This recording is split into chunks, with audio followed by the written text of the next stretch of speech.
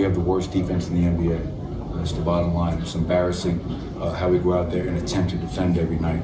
And that's something that we have to try to fix as soon as possible because it's at an all-time low right now, and that is a huge concern of mine. We have the worst defense in the NBA. That was embarrassing. That was Mike Malone ripping the Nuggets D after last night's home loss to the Kings. And we are back with Kareem Abdul-Jabbar, Tracy McGrady, and Zach Lowe. I had to go out of order there because it's Kareem. So. You don't have to say my name compared to these guys. Right, just do the show. Tracy, what do you think? It's Kareem Abdul-Jabbar. It is. What do you think? You've been in the position of having a coach try to rip the team to motivate you. Does it actually work? No. Okay. It doesn't work. I mean, here's the deal. These guys that they have on their team are not guys that are defensive minded. This league is so bad defensively these days. I mean, these guys are all about offense. So you have a bunch of guys that are offensively talented, but they're not locking into defense. And that's up to the coach to get these guys to buy into whatever strategy, whatever system he implements for these guys to go out there and execute. It's just not happening. He's trying, I guess. I mean, this is one of his attempts. He's got to push other buttons. I don't know. He's going to have problems if he gets them to the point where they're feeling persecuted. Right. You know, and he's asking them to do things that they can't do. If he wants them to do different things, he's going to have to show them what he wants them to do and then train them to do that if they haven't learned. Because as Tracy just said, so many guys, all they're thinking about is, how can I score the basketball? How can I score, and how can I score a three-pointer? And, you know, everything else is superfluous, you know. So guys that really embrace defense and, you know, have that bit of fight and, you know, sand in them, those are very valuable guys. Funny thing is, I was in Oakland to watch their game with the Warriors, and all they were doing that night, Denver was complaining about the schedule. They had to go back to Denver on a back-to-back. The Kings were already there sleeping in their hotels in Denver. Right. Oh, we're going to get a schedule loss. And then they lose, and it's like, you stink at defense. Right. The players stink. Everyone stinks. We stink. I thought it was the schedule. I also think Mike Malone justifiably has a little thing about the Kings. Yes, So clearly. I think that may have been sticking in his craw a little bit. To win. Yeah, I mean, he really wanted that one. This team has had defensive lapses over the years, and they've gone through that with several different coaches, right? So They also have a built-in home advantage playing at altitude. That's always worth. It's an intangible, and you go up there and you can't. You know, for the first 5 or 6 days, I know guys that played up there, and if they went on a long road trip, and like they went for a 10 or 12-day road trip, they come back, they couldn't. Really? Yeah. That's amazing. Oh, it's tough. It's tough going up there. It is. It takes 4 or 5 days That's to what's acclimate. so surprising that, you know, these guys don't play that well at home because they have a huge advantage over everybody that comes in there. Nobody can match. No. When they're good, a road back-to-back in Denver is like an automatic loss for the other team when the Nuggets are good. Yeah, we're not seeing that all the time, which is frustrating. Their coach, let's move on to Karl Anthony Towns. Also salty, spoke very strongly after a loss last night. The Timberwolves lost to the Sixers on a buzzer-beating tip-in from Robert Covington. Exciting for Sixers fans. Not so much for Towns. He had 23 points, 15 boards, and 5 assists, but clearly not happy. The Wolves had to fight their way back from a 26-point deficit just to get to that tip-in, and we'll take a listen. Take much consolation from the comeback, or does it no hurt consolation? There's no consolation prize. This ain't fourth grade Pee Wee football. You know, this is the NBA. This is a man's league. There's a winner and there's a loser, and today we're the losers. Tracy, we saw him over the summer. He was so happy. He was in a nice bright jacket. He looks beat up there, just in every possible way. The hat, the cut, the whatever. It's not going He's a away. big man. Yeah. It looks like it's weighing on him. But no, the good thing about him is he's well put together. He's sharp. I like him speaking up and taking a leadership role for this team. They're lacking veteran leadership. That's what this is all about with this group. I mean, they have some of the best talent, young talent in this league. You have 3 guys, 21, 22 years old, averaging 20 points. Outrageous. It's about leadership, preparing for yourself, staying the course, and being precise when you're out there on the basketball court. Are they going to make a deal to fill this need? I think they will. I would bet on them. I think they're poking around Goran Dragic as an upgraded point guard because Ricky Rubio is kind of plateaued and doesn't seem like he fits what Tom Thibodeau wants to do. But yeah, I feel like Karl-Anthony Towns says something like this after every game. It's a man's league. We got to win. We have the pieces here. He's very but he's a little snarkier than usual in this one. I like that. I like that fire there. Yeah, I thought that he's like stepping into the adult role for his team. Okay. He's going to take that role on because he's tired of them screwing around, right. And he's going to show them how to do it every night, and that's wonderful. That they will get other people that will follow him because he's demonstrating some leadership. And he's such a good kid. He just sort of reminds me of a movie about sort of a boxer where he just gets really beat up and then he comes back. I'm just like, all right, I'm going to show everyone. I don't think this is sort of the way that the Wolves season has been going. I'm still a believer. I think that they are going to figure this out before the end of this season. Is that naive of me? That's very naive. Why? I'm not saying they're going to make the playoffs. I just think that the growing pains we've seen them go through. I feel like they've got to work this out. Right? I haven't seen any improvement. Really? Yeah, I haven't seen any improvement, and I don't think so. I just don't think it's registering with these guys. NBA defense is really hard, and they stink at it. And they're really young players, and the way the ball moves around the floor now, side to side, you got to stay connected, and that's the hardest thing for young guys to learn. The people in the front office are the ones that really have to get wise. Right. Because they are the ones that pick the talent. And they have to understand the maturity level and just the talent level. They keep picking guys that can't play defense. You need that. They're limiting themselves. Well, the guy picking the talent now is also the coach, who's also supposed to be a defensive genius. So we'll have to see where that goes. Trade deadline approaches. Yeah. All right, we got to take a quick break. But first, here's our distant replay from this date in 2002. I think I was at this game. This is a Wizards Jordan alert. Here comes Chicago. Oh, give me that. 2 hands. Yep, you do it. Give me that. Come on, Ron Mercer. Oh. None of that, please. Comes out of nowhere, gets a run. Give me that. Just flies, catches it with both hands, pins it on the board, and brings it down. That is a remarkable. Ty Lue, the young Ty Lue likes it. A little happy Ty Lue. Yeah.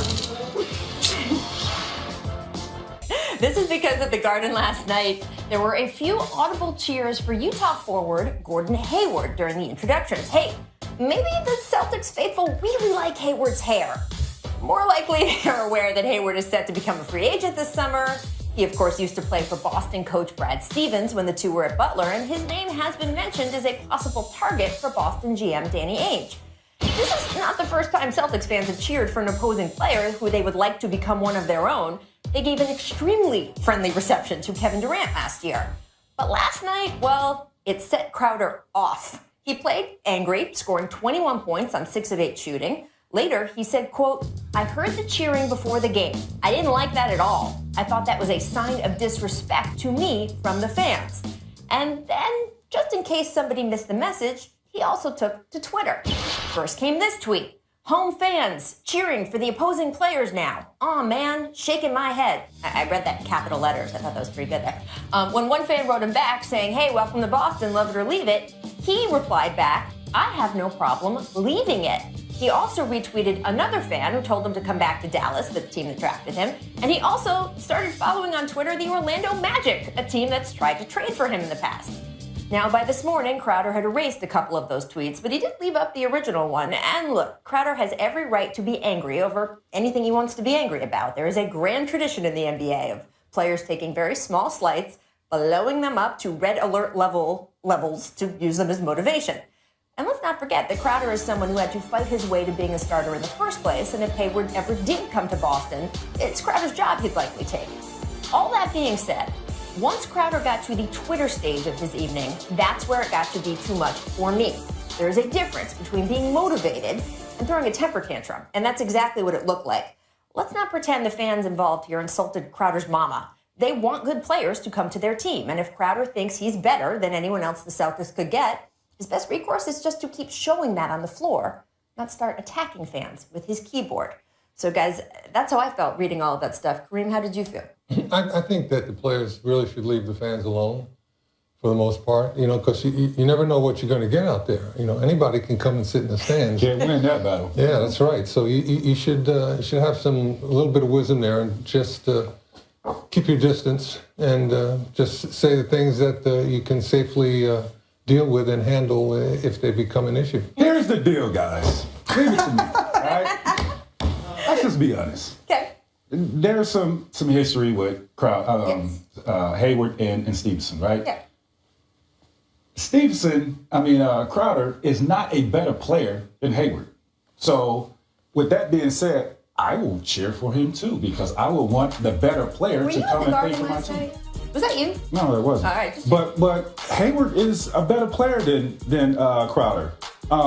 There's history between him and the head coach, and they would cheer him on. Now, you didn't have this problem when they were cheering for KD, because obviously KD is better.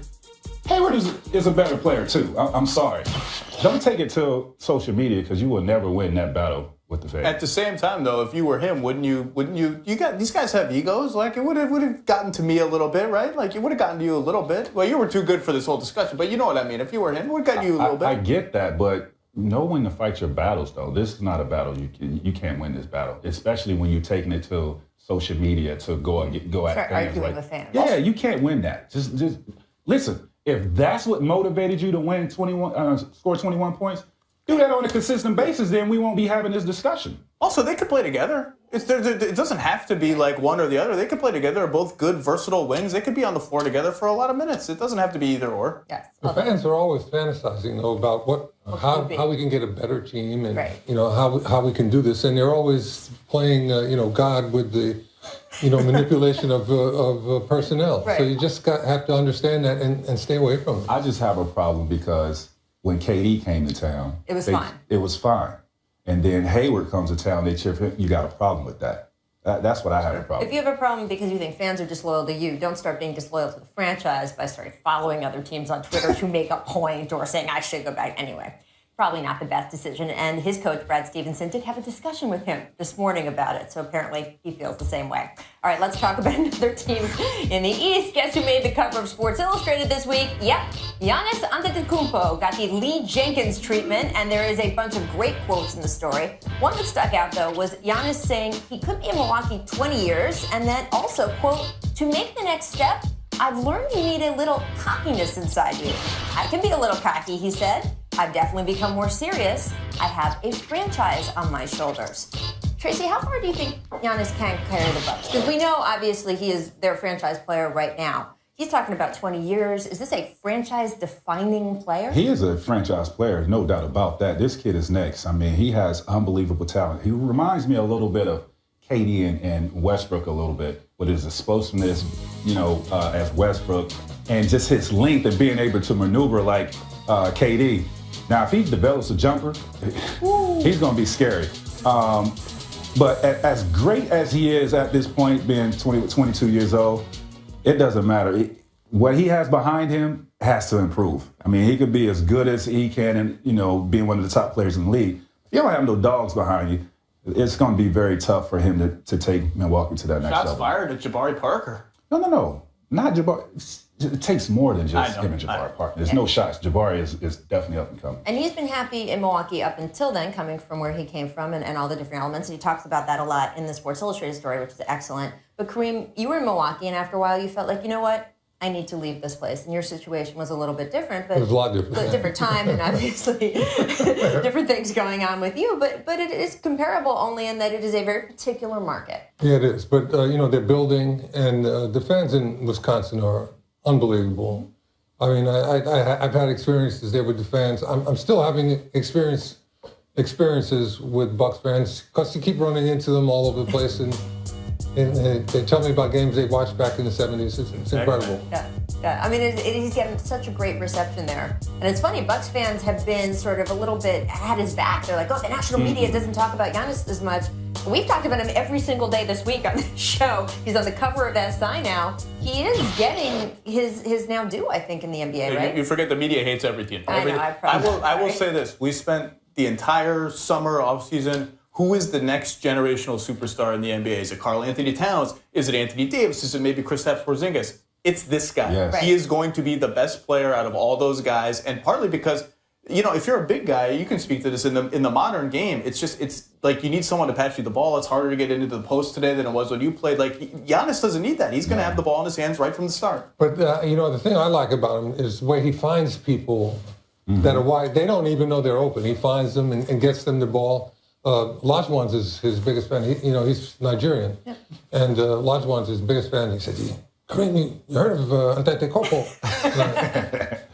But I got the chance to see him play, and he's everything that they want up there in Wisconsin. I wish him well. I like that he's your personal scout. Only Kareem gets Hakeem Olajuwon as your personal scout.